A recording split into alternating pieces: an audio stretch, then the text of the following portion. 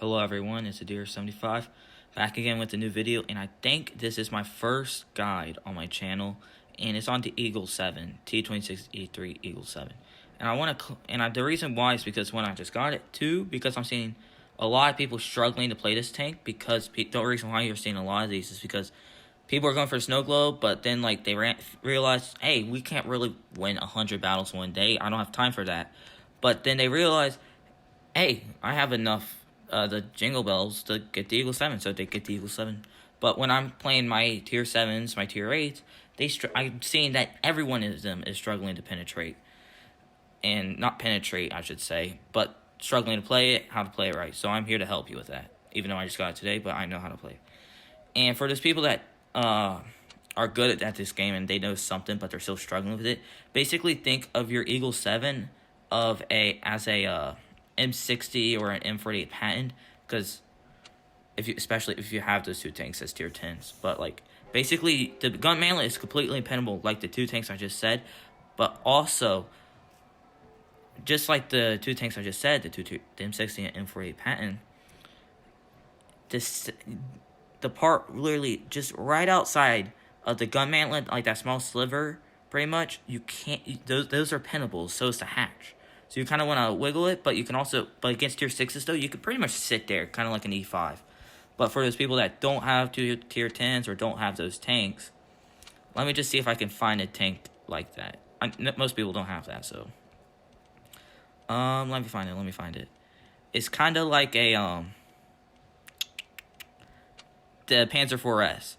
So the gun mantlet is a good turret, but it's not a good turret, because the gun mantlet impenetrable, but once you hit those turret cheeks, it becomes pinnable. It's just like those, just don't hit the gun mantlet and you'll be able to pin it. Just shoot around the gun mantlet. But this gun mantlet is huge, and I mean utterly huge, and like, it's going to be difficult, especially for those tier 6s. And I'm telling you this, you always want to run calibrated, because without it, you're only going to have 202 millimeters of premium penetration. And also, because your HE is actually really good, because you have a good alpha for this tier. So, like 270, yeah. With this, you have more penetration, so you're able to use your HE more. And also, people still think the penetration is bad, even if you're running calibrated. You have to remember, you have a premium AP round, which is really good, because what this allows you to do is it's better than APCR, because APCR is more likely to bounce at an angle, and an AP, I forget what it's called, but it has to do with like 3 degrees. It takes like 3 degrees of like a sloped armor, so it's like 3 degrees more, so it's less angle, but it's weird to describe it. I forget what it's called, but like it just boosts your penetration more when it's AP. And when you have premium AP, you're more than likely going to have a lot better penetration. So don't think the premium on this is bad.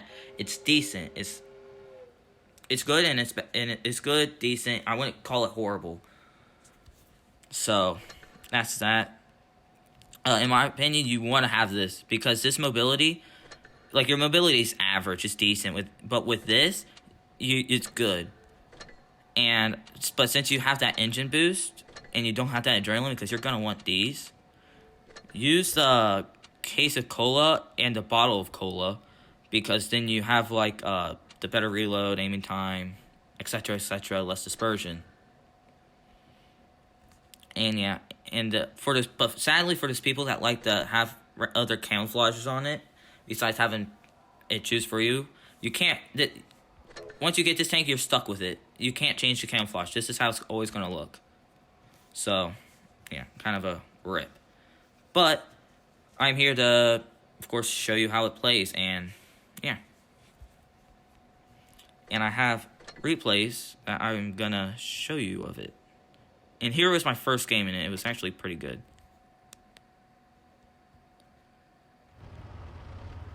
And we're gonna get to it now.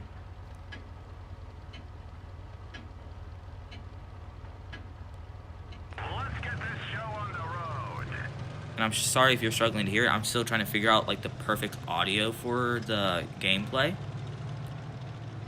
So still trying to tinker. I'm tinkering around with it, etc., etc. And I was platooning with my my nice clanmate called Marvel Super. He doesn't have a channel or anything, just like a really nice guy. Us were platooning a lot. And I stopped here because we were talking, so. And game chat, because us two couldn't use Discord at the time. So I'm gonna just speed that up for you all. And like, this is kind of the boring part of it, but basically that engine boost though is really useful. And like, you always want to use that engine boost when you can. Like, it helps you get to positions faster. And like, it's really nice. And you want to go hold down as much as possible. Like, I repeat, hold down is key. So, and here, it was a pretty close game. Like, I should have died multiple times. And I did go down here, even because I took a shot from that AMX. And, yeah, eat it from the Hellzine. But then I realized that AMX is pushing over, so I backed up, of course. But you also have to realize, like, you have a 6.9 second reload. It's a decent reload. It's like average reload. And there's the Annihilator. And luckily, thank God I bounced all those, because if I didn't bounce those, I would have been a one-shot. So thankfully, I bounced all 3 rounds. And this is sketchy because you have the 2 most OP tier 7s, the Annihilator and the Hellzine. And I'm not touching the screen anyone. This is just me looking around. That's what you want to do. You want to have situational awareness in a tank like this. Because once they get behind you, especially if you're American tanks, they can, 9 times out of 10, most tanks are going to be able to hit you the rear of your tank. That's just my fault right there, my aiming. So yeah. So right now, it's not looking the greatest for me. But lucky me. He missed. And I couldn't tell if that was heat or not. I wasn't paying attention. But like, if that was heat, that would have bounced either, no matter what, unless on my turret, if it hit my gun mantlet, because it's heat. Heat can't go through spaced armor. So, but if it was AP, the standard ammunition on the Smasher isn't good. You pretty much are just going to be shooting H and heat all day long in the Smasher. Thankfully, the Smasher player is bad. And I was about to turn around to get that AMX because I thought that Annihilator backed up more and was still on a reload. And I lied a bit there, so sorry about that. But like, I'm going to go for this Hellzine, and this was very, and I thank God that Hellzine died. And then this AMX is not the best player because he bounced. Like, I should have died right there, and I missed. And he should have killed me. I should have died right there twice. And now I'm going to go for the Annihilator because that's the most deadly tank on the enemy team right now, which is alive. And it's better than Smashers, 9 times out of 10. So I'm going for that. And look at that Alpha, 266. This is a tier 7 American medium tank. Like, you don't get this good of Alpha all the time at tier 7. And now I'm starting to, like, I'm one shot, and this Rudolph realizes this, and he's coming for me. And this is when you want to start, and this is where this gun depression comes in handy. I think it's 10 degrees, but yeah, right there, nice shot. Your accuracy's good for the Alpha, especially for its tier. And that's pretty much how you want to play it, because, like, as you could tell, I was trying to hide my hole as much as I could from that Smasher and that Annihilator when I was in that cap, trying to prevent them from capping it. I don't know why the audio just went up a lot more just now. And here was my second battle in it. Wasn't a bad battle either. It was actually a good battle, and I probably should have died. I think I died in it. I don't remember. But either way, this battle also goes to show, like, the DPM is decent. It's not bad. And I'm bottom tier. This is my second game in this tank. And I'm just doing something. I was probably Discord something on my laptop. I don't fully remember. But here we go. We're going. See that engine boost, bro. I'm getting up to 48 kilometers an hour, which is insanely good. And, like, look, this Eagle 7, he's not running it right because he's not having that engine boost. You always want to have that engine boost. Of course, that was smart. But I like to push up to this little hill to your left, like that hill, that's like right there. I like to push there and then use my gun depression on that, because then one, I'm more forward, and two, I got shots to my right if they're in the rails. And I'm capping C like I should because of supremacy. And that IS, not that good of a tank, and I went for the half shot. Went for it, tried my luck, didn't really work. Now I'm shocked that Comet didn't really shoot me. I'm sorry about that. And so now we're gonna rush in. And that Annihilator is preoccupied. And I knew I had a tier 8 up there and another Eagle 7. I'm like, okay, I'm good.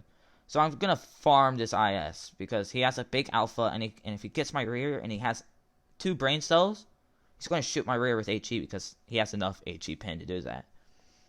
So I'm just going to farm him. He doesn't have much HP left. And I get him down to a 1-shot. Voila. And I get very, very lucky. I bounced twice on my rear from that Annihilator. You don't rely on the rear armor. As much as I'm going to get lucky in this game with the bounces, like right there, 640 from an ISU 152 bounced on my rear. Do not think that your rear is OP like a 252 or a IS4 and I7. None of that. Never trust your rear armor. That is pure luck. Annihilator's about to be cleared. And yep. And now we're about to turn around and we get down to a 1-shot again because I like to play aggressive. I'm not one of those people that likes to camp. Like if I'm playing a TD, I'm almost never camping. So now I'm not using my engine boost yet because if that Emil, I knew there was an Emil 1 left in the ISU. Emil 1 spotted. If Emil 1 is looking at me, or if I start to get really low on HP, I'm going to run away because I don't feel like dying. And this is where I start to use it because Emil 1's not looking at me, and now I'm going to spot the ISU. I eat a shell right here, and I try angling a bit, and he sets me on fire. That was good. That was a good job on the ISU. I eat it from that. And I get lucky that my repair kit is finished. ISU is finished off. And this Emil 1 should have killed me. But this Emil 1's not the best of players. And I push in to see if I can get another shot into him. And bang. And I missed it. I bounced. And he's going to push over this hill. I'm like, what are you doing? And he's like, And yeah, now I'm backing up. And as he's pushing up over this ridge, yeah, I messed that up. And I should have died right here. He missed his shot. That nerf must have been really hurting him.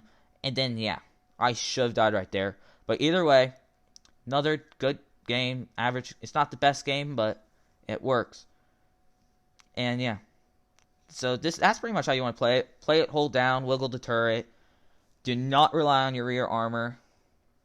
And it makes decent credits. Like, as you can tell, 52,000 credits. You're going to get decent damage because the alpha is actually good. Especially for a tier 7 medium. So, like, yeah, fired 13 shots. So the reload's also not bad on it. And I hope you learned something from this. And just for you all to clarify, it is 10 degrees. And you have a good gun in a village. So you'll 20 degrees. You'll probably hit everything that's above you if the enemy's like right up on your head pretty much. So that's it from me today, guys. Hope you all enjoyed and have a great and pray to God that 2021 is not going to be like 2020. See ya.